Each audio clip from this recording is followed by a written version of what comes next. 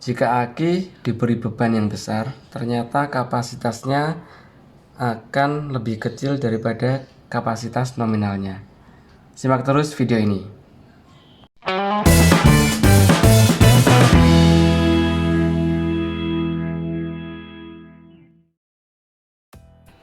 Selamat datang kembali di channel kami Mekaniklis.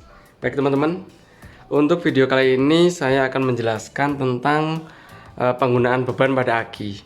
Oke ya. Ya, di sini saya punya aki 100 Ah ya. Seperti teman-teman tahu, saya cuma punya aki ini aja, belum nambah-nambah. Doakan aja biar bisa nambah aki. Oke. Ada sih aki kecil yang lain, tapi yang sebesar ini cuma satu. Oke, lanjut lagi. Jadi ternyata kalau aki ini diberi beban yang besar, itu kapasitasnya akan lebih kecil dari kapasitas nominalnya. Lalu jika bebannya kecil, kapasitasnya mungkin bisa melebihi nilai dari kapasitas nominalnya. Begitu juga kalau penggunaan aki ini digunakan dengan arus besar, maka kapasitasnya akan mengecil. Kemudian jika arus yang digunakan itu kecil, kapasitasnya akan sesuai dengan nominalnya atau bahkan bisa lebih besar dari nominalnya. Oke ya. Nah, bagaimana itu terjadi? Jadi ternyata pada manualnya, pada sheet manualnya aki itu, di situ dijelaskan penggunaan beban pada aki ini beserta kapasitasnya aki ini jika digunakan pada beban tersebut. Yuk kita lihat catatan saya. Oh ya, saya sebenarnya ada filenya, cuman saya belum ketemu filenya. Jadi nanti saya bikin catatannya saja ya. Jadi ini sesuai, catatannya itu sesuai dengan manual aki ini, aki Narada dengan kode 12NDT100S.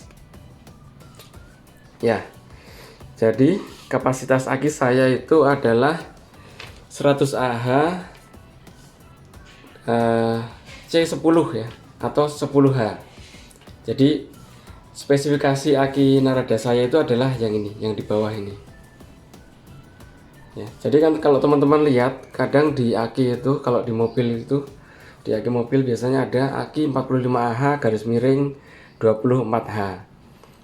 Ya, misalkan seperti ini ya. Saya jelaskan sedikit tentang istilah C10 ini.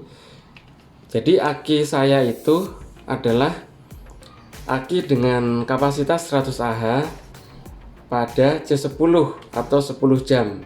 Jadi pada penggunaan 10 jam itu aki saya berkapasitas 100 Ah. Nah, berapa ampere yang dikeluarkan pada 10 jam ini? Itu adalah 10 ampere. Jadi gampangnya seperti ini. Istilah spesifikasi 100 Ah 10H atau 100 Ah C10 itu adalah jika aki ini digunakan untuk menyalakan beban sebesar 10 ampere dalam waktu 10 jam, maka aki ini akan menghabiskan 100 Ah atau berkapasitas 100 Ah. Jadi kan di aki itu ada selnya ya, selnya kecil-kecil itu ya. Maksudnya kalau di aki saya mungkin 6 sel. Jadi satu selnya itu berapa volt gitu. Jadi sampai penghitungannya itu sampai 10 jam atau sampai batas tertentu tegangannya itu dia kapasitasnya 100 Ah. Oke ya. Jadi saya ulangi lagi, 100 Ah 10H, berarti aki ini akan mempunyai kapasitas 100 Ah jika digunakan untuk beban 10 ampere pada waktu 10 jam. Oke ya. Nah, bagaimana dengan aki lain yang tulisannya itu adalah 100 Ah 20H atau C20? Berarti pada saat pengujian aki tersebut itu diuji untuk menyalakan beban selama 5 ampere selama 20 jam. Maka kapasitas aki tersebut adalah 100 Ah. Oke, mungkin kalau teman-teman bingung bisa komen di bawah, dan jangan lupa untuk subscribe channel ini supaya dapat informasi tentang PLTS atau alat-alat terkait dengan PLTS. Oke ya. Nah, di sini saya sudah catatkan ini sesuai dengan spesifikasi manual aki saya tersebut, aki Narada ya. Yang ini ya, yang 100 Ah, 10H atau C10. Nah, di sini dapat kita lihat kalau aki tersebut digunakan untuk beban 5,5 ampere, ternyata bisa 20 jam dan kapasitasnya adalah 110 Ah.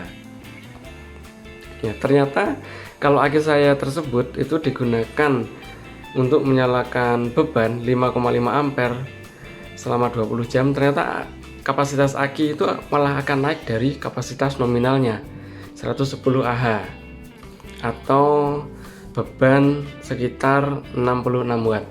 Nah, kemudian jika aki saya tersebut itu digunakan untuk beban 8,5 ampere, itu bisa digunakan selama 12 jam dan kapasitasnya menjadi 102 Ah. Begitu terus teman-teman sampai ke bawah ini ya. Ini sudah ada. Nah, ini saya ambil dari spesifikasi manualnya ya. Jadi sudah diuji di pabriknya, ketemu angka-angka seperti ini. Jadi kalau aki saya digunakan 66 ampere bebannya atau 799 watt ya, dia hanya mampu untuk digunakan selama 1 jam dan kapasitasnya ternyata hanya 66 ampere hour. Sangat turun, jauh sekali turunnya ya. Apalagi jika bebannya ditambah,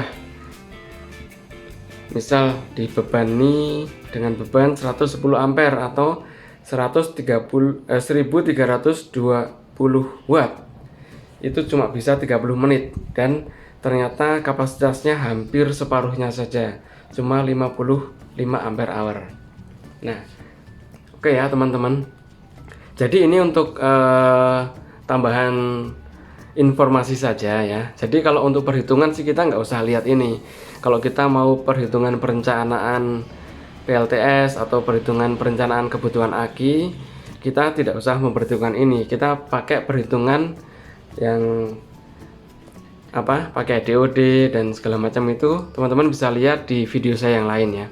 Jadi kalau untuk perhitungan perencanaan PLTS tidak usah dihiraukan ini catatan ini. Ini untuk informasi saja. Jadi untuk informasi teman-teman aja, kalau aki semakin besar bebannya, ternyata kapasitasnya itu adalah semakin turun ya. Jadi kalau di aki saya ini karena dia C10 ya, usahakan pakainya juga C10 gitu loh.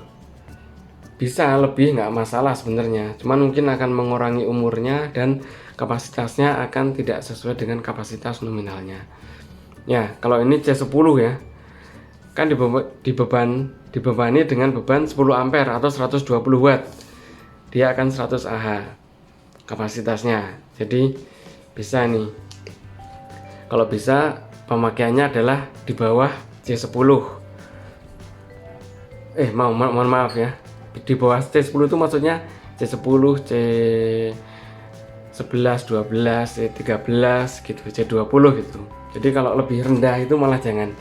Misalkan C2, C3 itu, nah ini C2, C3 itu jangan, karena aki akan terlalu berat bekerjanya ya, dan kapasitasnya juga akan turun, otomatis akan mengurangi masa pakai aki. Oke ya teman-teman, jadi C10 itu kita bisa lihat ini aja, jamnya ini aja. Ini C1, C2, C3, C4, C5, C12, C20.